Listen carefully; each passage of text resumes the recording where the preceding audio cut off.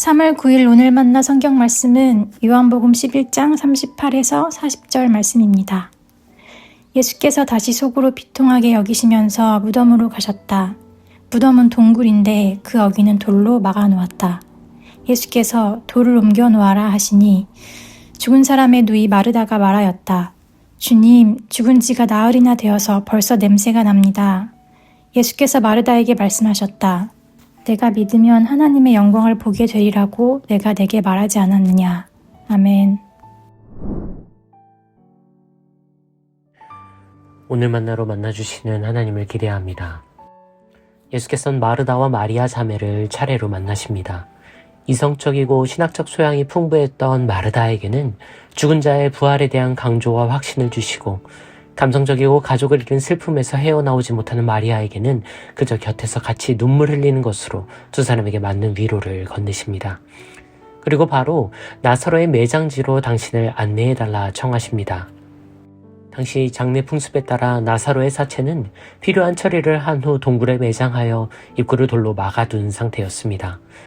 대부분의 사람들은 예수께서 나사로의 무덤을 직접 방문하여 늦은 조문과 애곡을 하실 것을 예상하며 길을 따랐을 겁니다. 그런데 예수는 무덤에 도착하시자 그 누구도 예상 못한 요구를 청하십니다. 저 막아둔 돌을 치워주세요. 우리 모두는 이후에 펼쳐진 놀라운 일에 대한 선의해가 충분한 상태로 이 텍스트를 읽고 있습니다. 그러니 지금 예수의 요구가 얼마나 충격적이고 비상식적인 성격의 것인지를 놓치기가 쉽습니다. 이해하기 쉽도록 현대적 맥락에서 이 상황을 재구성해 보지요. 고인을 염하고 이미 입관과 그에 맞는 절차를 다 밟았습니다.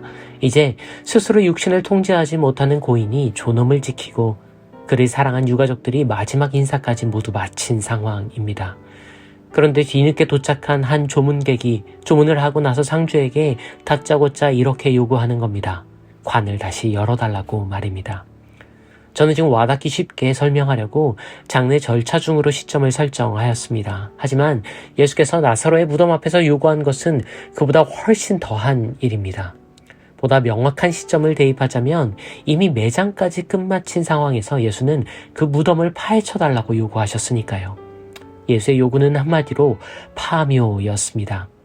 어떤 분들은 예수께서 돌아가신 후 무덤을 재방문한 여성들의 사례를 들어 당대의 매장 이후 사체 접촉이 허용되는 문화였을 것으로 추측하실지도 모르겠습니다. 나무에 매달아 죽인 뒤 현장에서 짐승의 밥으로 사체 처리를 하던 십자가형의 일반적인 귀결과 달리 예수의 사체는 아주 예외적으로 수습과 매장이 허용되었습니다. 공간복음서들은 모두 예수의 사체에 향유와 기름을 사용치 못하고 급하게 천으로만 염했다고 기록합니다. 정황을 완전히 달리 기록하는 요한복음을 제외하면 공간복음서에서 여성들이 안식일이 지나 무덤을 다시 찾은 이유는 그분을 보다 제대로 염하기 위해 아무도 모르게 은밀히 접근한 것이었습니다. 고인을 각별히 존경하고 사랑하는 마음의 그녀들은 당시의 사회적 맥락에서 허용되지 않는 파묘를 시도하려다 부활의 빈 무덤을 마주하지요.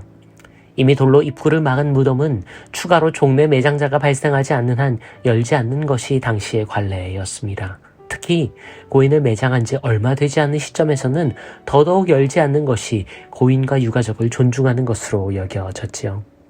그런데 예수는 그 금기를 깨려 하십니다. 요한복음을 읽어보면 마르다와 나누신 신학적 복선을 제외하고는 나사로에게 어떤 일이 일어날지에 대한 어떤 설명이나 언급조차 하지 않으신 채로 나사로의 무덤을 파묘해달라 말씀하시지요. 급한 상황에서 제일 먼저 나서는 사람은 언제나 마르다였습니다. 선생님, 이미 시치가 나고 있습니다. 그가 숨을 거둔 지 오늘로 나흘입니다. 마르다는 저 돌을 옮기면 고인이 된 나사로와 가문에 얼마나 큰 수치가 될지를 알았습니다. 마르다는 장례를 함께 해준 수많은 이들에게 큰 결례와 상처가 될지를 고려하여 유가족의 대표로 예수께 이를 고언합니다. 하지만 예수께서는 앞서 나눈 마르다와의 대화를 상기시키며 그녀를 안심시켜 주십니다. 우리가 나눈 대화 기억하지요? 그대의 대답처럼 정녕 믿는다면 이제 하나님의 영광을 보게 될 겁니다. 예수의 이 말씀에 마르다가 어떤 답을 했는지는 기록되어 있지 않습니다. 하지만 이 대화 직후에 사람들은 돌을 치우기 시작합니다. 정황상 마르다의 동의와 지시가 없었다면 이런 전개일 수 없었겠지요. 사람들에게 저분의 말씀대로 돌을 치워달라고 청하기까지 그녀 안에 얼마나 많은 갈등이 있었을까요?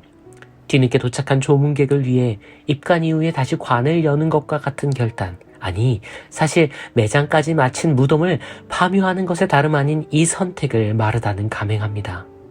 주체할 수 없는 애통과 상실을 다시 열고 이미 부패가 진행되어 시취가 나는 고인의 유해를 파고 베다니에서 살아야 할 가문의 평판과 사회적 위신을 걸고 그녀는 파묘를 허락하고 지시하였을 겁니다.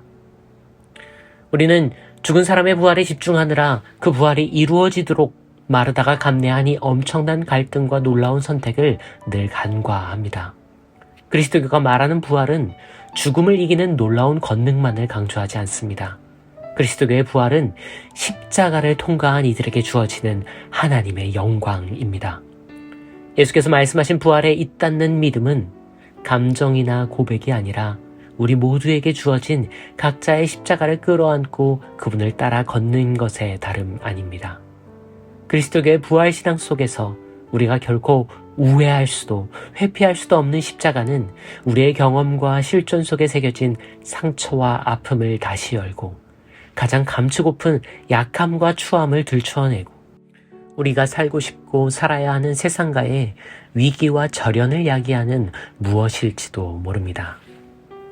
사순절기입니다. 부활을 향해 걷는 여정에 얼마나 많은 십자가들이 있는지, 그 십자가가 얼마나 우리를 당혹해 하고 멈칫거리게 하는지, 그래서 그 십자가를 우리는 이렇게도 강하게 거절하고 거부해왔다는 것을 대면하는 절기가 바로 사순절입니다.